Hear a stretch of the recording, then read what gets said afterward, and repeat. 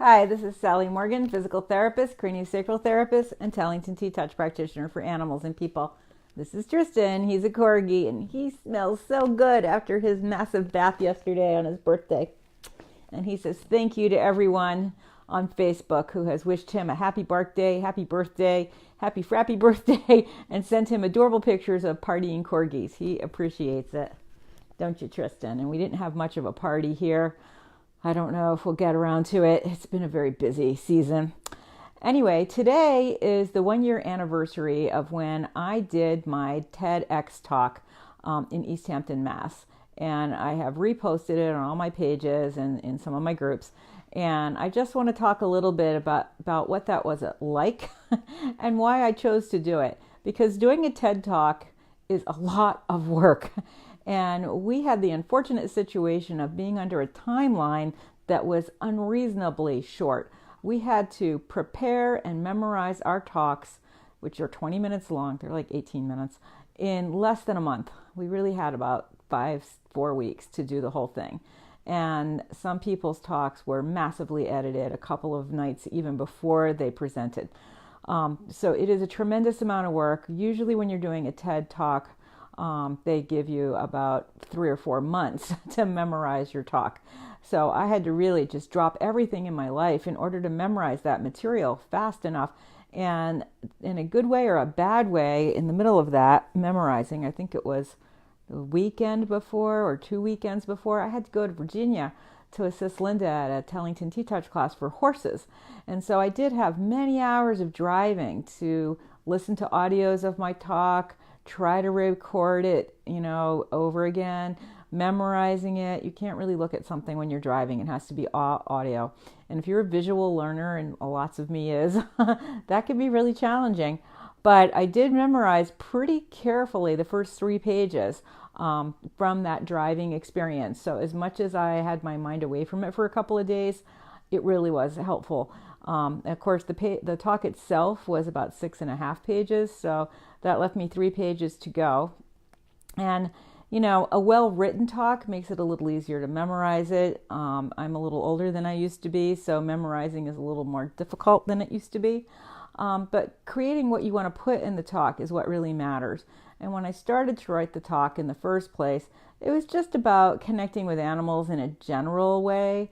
It wasn't so much about my book or my personal experiences as much as compiling research and then relating it to my personal experiences, which is fine in a long, big text. But in a 20-minute talk, you want to cut right down to the kernels of important information. And so I finally just threw my hands up and wrote the talk that I wanted to give if I only ever gave one TED talk. And that is, in fact, the talk that I ended up being able to do. And that made it a lot easier to memorize it because there were pivotal experiences in my life with animals that had changed everything for me from that point on. The work with the horse, Bubba, that I described was really important in changing my relationship with horses and with animals in general. My time with my rabbits was critical to my understanding of animal intelligence because rabbits are not animals we think of as being capable of doing much of anything.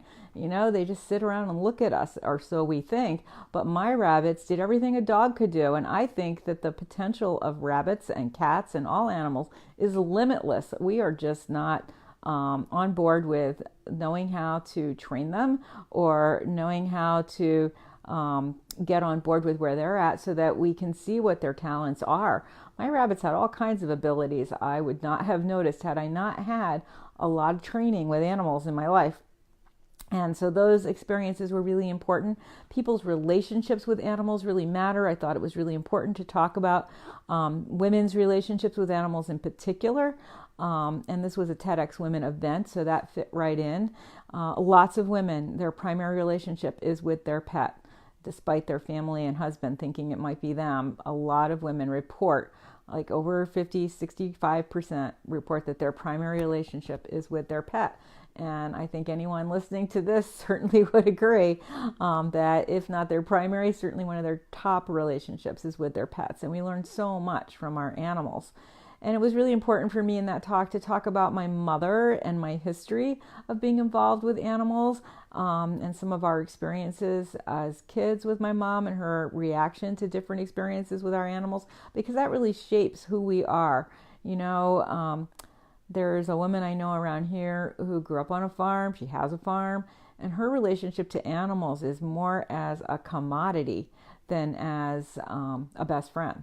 And that is reflected in her upbringing. And even though she has a horse and actually gets a new kind of personal riding horse every couple of years, animals are still more of, like a car to her than they are to your best friend would be to you. She likes them, she treats them well, but they are not things that she, they're things to her instead of beings, I think is the big difference. And so it was really important to me to communicate that to people, the difference between really loving an animal and being in a relationship with an animal instead of just like having an animal. So I felt also what I learned from my work with Linda Tellington was really critical to include in my talk. And I felt like the world needed to hear that information in a different platform so that we could reach even more people. And my TED Talk's been viewed by, I don't know, on various different things, maybe 4,000 people. I would love for it to be viewed by more people.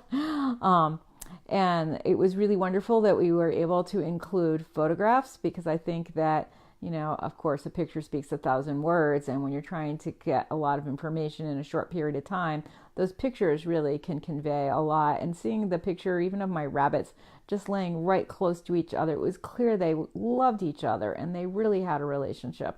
And so when I was talking about my rabbits, people were able to see their picture instead of just imagining some white bunny in a cage that they might have seen at a petting zoo when they were children. I think it really brings a lot to a talk to have pictures of your animals. And, some of the pictures I had to use a stand-in because I had no pictures of those particular animals. But I felt like it was really important to do this talk, and I really poured my heart and soul into it in every way. And it was on Tristan's birthday last year, and my ex-husband's birthday, and the tickets sold out like in a blink, as they did this year, because the same group is redoing them. And I could get hardly any friends to come and help me because we had such short notice. They already had plans. But thankfully, two of the people that had had my horse for a number of years came, and they were super supportive. And I had practiced my talk to my stuffed corgis over and over. And I just couldn't imagine doing it without one of my stuffed corgis being there in the audience. And so they graciously held little knitted crocheted George that someone, Lisa Van Hal Johnson, had made and I got online. And he's just so cute and happy. So seeing George in the audience was really a big part of my ability to keep my composure and do a good job.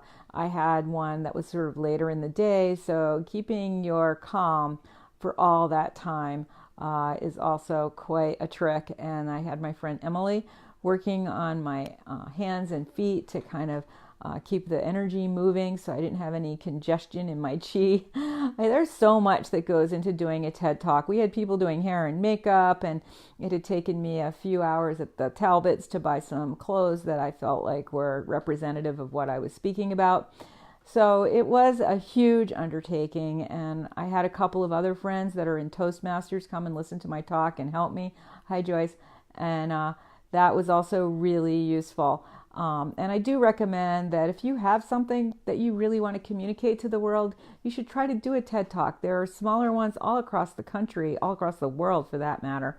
And there are many good ones in places you don't expect. Like one of the really good ones I listened to about being a teacher was from a woman in Alaska in some tiny little town up there. They did some TED Talks, and what better thing to do when it's dark out a lot than to work on a TED Talk.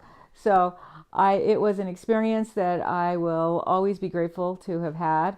I would love to do another one in a couple of years when I refocus what I'm going to talk about, which will probably be something to do with animals in the afterlife, because that's going to be the topic for my next book. But in the meantime, I am grateful to have had that opportunity, and I hope you guys all enjoy getting another view of it. It took me a little while to find it, to repost it. It is on my YouTube channel under Conversations with a Corgi, but it's not that easy to find those Conversations with a Corgi. It'll throw you up 2 or 3 of them, and then you get all these other things about corgis. And we have tried to keep them in a sequence so that you can watch them one after the other. And I do have some friends from T-Touch Land who discovered them, and they are watching them steadily one by one. And I think it helps if you know what number you were on, so then you can re-Google that number and get right back in the lineup. But it's not, YouTube doesn't send you everything in order that you expect. They want to keep you watching all kinds of stuff.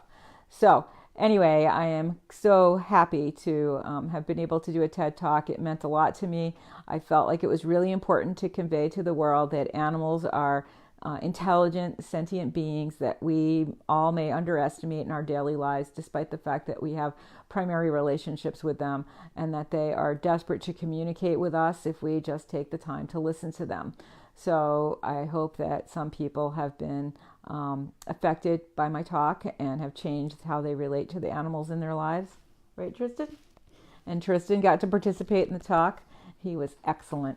Sadly, when the TED people did the professional version of the talk, they put a photo up over top of Tristan during the time when I am talking to Tristan, and that was not good. And at some point, I really should call or write to them and ask them to put that photo down and then put it up a little later.